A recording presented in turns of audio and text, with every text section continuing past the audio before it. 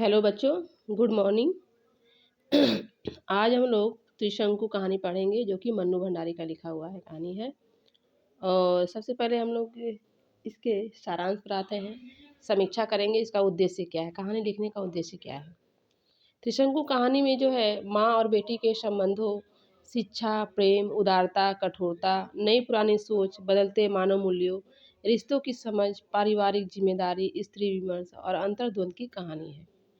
इस कहानी में जो है बेटी, उसका नाम तनु है, अपने पड़ोस में रहने आए लड़के शेखर से प्रेम करती है। प्रेम की कहानी है। माँ पहले तो तनु के द्वारा ही शेखर को घर पर चाय के लिए स्वयं बुलाती है, अपने ही बुलाती है। पुरानी रूढ़ियों को तोड़ती नजर आती है। लेकिन जब तनु और शेखर दोनों करीब आने लगते हैं तब उनकी माँ इस रिश्ते को स्वीकार नहीं करना चाहती है और कहती है बड़े हो जाओ तब प्रेम करना और शादी भी। मैं तो वैसे ही भी तुम्हारे लिए लड़का ढूंढने वाली नहीं हूँ। कौन बोलती है? तनु की माँ। कहानी के अंत में तनु कहती है इन मम्मी से लड़ा भी कैसे जाए, एक पल वह मम्मी हो जाती है तो एक पल वो नाना हो जाती है। कहानी अपने व्यापक कलेवर में संबंधों की दुनिया को दिखाती है। स्त्री विमर्श या ये कहें कि स्त्री के कई रूपों का लेखिका ने वर्णन किया है। माँ, बेटी, पत्नी, गृहिणी, प्रेमिका, आदर्श पड़ोसी आदि का प्रमुख दो पात्रों यानी माँ और बेटी के माध्यम से स्त्री चित्रण किया गया है। कहानी को प्रेम कहानी, माँ बेटी के रिश्ते की कहानी, मध्यवर्गीय समाज की कहानी आदि कहा जा सकता है। कहानी ने सभी बिंदुओं को छुआ है। मूल रूप से कहानी दो पीढ़ियों के बीच समाज के द्वंद्व को प्रकट करती है। तो थोड़ा बहुत आप लोगों को समझ में आ गया होगा कि पुरानी पीढ़ी और नई पीढ़ी के बीच की सोच को यहाँ पर दिखाया गया है, कैसे अंतर्द्वंद है। पहले तो वह प्रेम करने के लिए खुद ही प्रेम नहीं मतलब नज़दीकियाँ बढ़ाने के लिए खुद ही चाय पे बुलाती है तनु की माँ, लेकिन बाद में वो नकार जाती है। तो एक ऐसा अंतर्द्वंद है, ये खुद तनु को भी समझ में नहीं आता है। और इसके साथ ही हम लोग ये कहानी शुरू करते हैं। ये तो हम लोग थोड़ा सा मुखड़ा पढ़े हैं और जब हम लोग अंदर में जब पढ़ेंगे तो और अच्छी तरह से समझ पाएंगे। देखिए, घर की पहला जो है इसमें कोटेशन है, घर की चार दीवारी आदमी को क्या करती है, सुरक्षा देती है, पर साथ ही उसे एक सीमा में बांधती भी है। स्कूल कॉलेज जहाँ व्यक्ति के मस्तिष्क का विकास करते हैं, वहीं नियम कायदे और अनुशासन के नाम पर उसके व्यक्तित्व को कुंठित भी करते हैं। बात यह है बंधु कि हर बात का विरोध उसके भीतर ही रहता है। ये सब मैं किसी किताब के उदाहरण नहीं पेश कर रही। ऐसी भारी भरकम किताबें पढ़ने का तो मेरा बूता ही नहीं। ये तो उन बातों और बहसों के टुकड़े हैं जो रात दिन हमारे घर में हुआ करती हैं। हमारा घर यानी बुद्धिजीवियों का अखाड़ा है। यहाँ सिगरेट के धुएं और कॉफ़ी के प्यालों के बीच बातों के बड़े बड़े तुमार बांधे जाते हैं। बड़ी बड़ी शाब्दिक क्रांतियाँ की जाती हैं। इस घर में काम कम और बातें ज़्यादा होती हैं।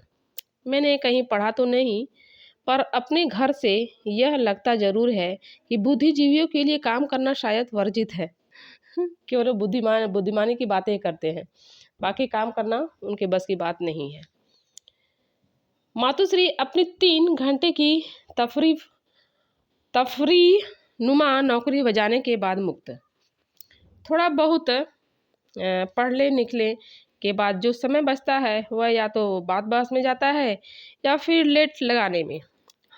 उनका ख्याल है कि शरीर के निष्क्रिय होते ही मन मस्तिष्क सक्रिय हो उठते हैं और वे दिन के 24 घंटों में से 12 घंटे अपना मन मस्तिष्क ही सक्रिय बनाए रखती हैं। पिताश्री और भी 2 कदम आगे, उनका बस चले तो वे नहाए भी अपनी मेज पर ही। मन्नू बता रही हैं, जिस बात की हमारे यहाँ सबसे अधिक कटाई होती है वह है आधुनिकता। पर जरा ठहरिए, आप आधुनिकता का गलत अर्थ मत लगाइए। यह बाल कटाने और छुरी कांटे से खाने वाली आधुनिकता कतई नहीं है। यह है ठेठ बुद्धिजीवियों की आधुनिकता। यह क्या होती है सो तो ठीक मैं भी नहीं जानती, पर हाँ, इसमें लीक छोड़ने की बात बहुत सुनाई देती है। आप लीक को धुलती झाड़ते आइए, सिर आंखों पर लीक से चिपक कर आइए। दुलती खाइए। बहसों में यूँ तो दुनिया जहान के विषय पीसे जाते हैं, पर एक विषय शायद सब लोगों का बहुत प्रिय है और वह है शादी। शादी यानी बर्बादी। देख रहे हो ना, शादी यानी बर्बादी। हल्के फुल्के ढंग से शुरू हुई बात एकदम बौद्धिक स्तर पर चली जाती है। विवाह संस्था एकदम खोखली हो चुकी है। पति पत्नी का संबंध बड़ा नकली और ऊपर से थोपा हुआ है, और फिर धुआंधार ढंग से विवाह की धज्जियां उड़ाई जाती है।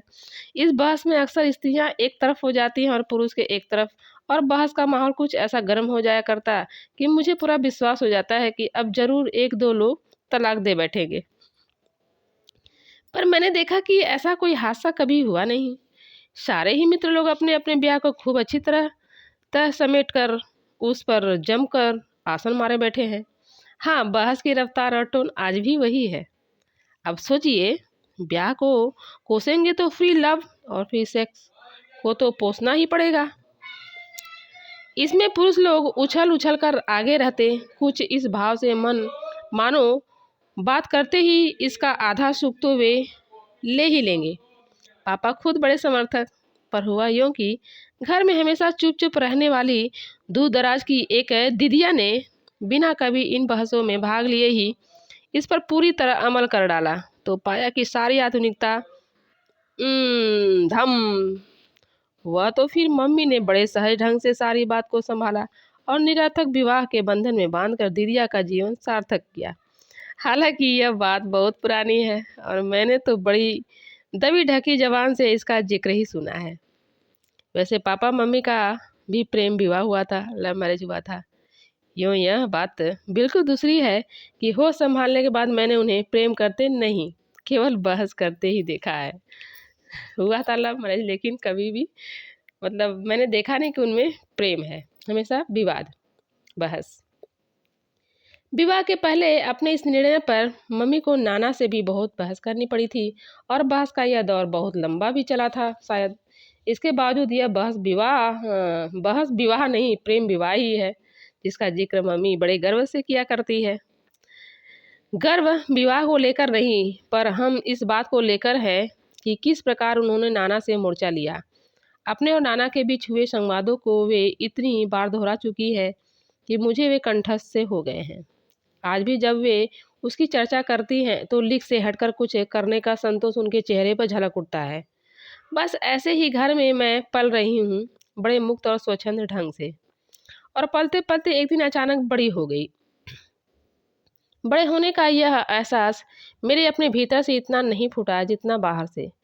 इसके साथ भी एक दिलचस्प घटना जुड़ी हुई है। हुआ यूँ कि घर के ठीक सामने एक बरसाती है, एक कमरा और उसके सामने फैली छत। उसमें हर साल 2-3 विद्यार्थी आकर रहते, छत पर घूम घूम कर पढ़ते, पर कभी ध्यान ही नहीं गया। शायद ध्यान जाने जैसी मेरी उम्र ही नहीं थी। इस बार देखा वहाँ 2 लड़के आए हैं। थे तो वे 2 ही, पर शाम तक उनके मित्रों का एक अच्छा खासा जमघट हो जाता, और सारी छत ही नहीं, सारा मोहल्ला था गुलजार। हंसी मजाक, गाना बजाना, और आसपास की जो भी लड़कियां उनकी नज़र के दायरे में आ जाती, उन पर चुटीली फप्तियाँ। पर उनकी नज़रों का असली केंद्र हमारा घर, और स्पष्ट कहूँ तो मैं ही थी। बरामदे में निकलकर मैं कुछ भी करूं, उधर से एक न एक निर्माक हवा में उछलता हुआ टपकता, और मैं भीतर तक थरथरा उठती। मुझे पहली बार लगा कि मैं हूँ, और केवल हूँ ही नहीं, किसी के आकर्षण का केंद्र हूँ। ईमानदारी से कहूँ तो अपने होने का यह पहला एहसास बड़ा रोमांचक लगा, और अपनी ही नज़रों में मैं नई हो उठी, नई और बड़ी। अजीब सी स्थिति थी। जब ये फप्तियाँ कसते हो, मैं गुस्से से भनना जाती। हालांकि उनकी फप्तियों में अशिष्टता कहीं नहीं थी तो केवल मन को सहलाने वाली एक चुहर। पर जब वे नहीं होते या होकर भी आपस में ही मशगूल रहते तो मैं प्रतीक्षा करती रहती। एक अनाम सी बेचैनी भीतर ही भीतर कसमसाती रहती। आलम यह है कि हर हालत में ध्यान वही अटका रहता, और मैं कमरा छोड़कर बरामदे में ही टंगी रहती। पर इन लड़कों के इस हल्ले गुल्ले वाले व्यवहार ने मोहल्ले वालों की नींद जरूर हराम कर दी। हमारा मोहल्ला यानी हाथरस खुर्जा के लालाओं की बस्ती, जिनके घरों में किशोरी लड़कियां थीं, वे बाहें चढ़ा चढ़ा कर दांत और लात तोड़ने की धमकियां दे रहे थे क्योंकि सबको अपनी लड़कियों का भविष्य खतरे में जो दिखाई दे रहा था। मोहल्ले में इतनी सरगर्मी और मेरे मम्मी पापा को कुछ पता ही नहीं।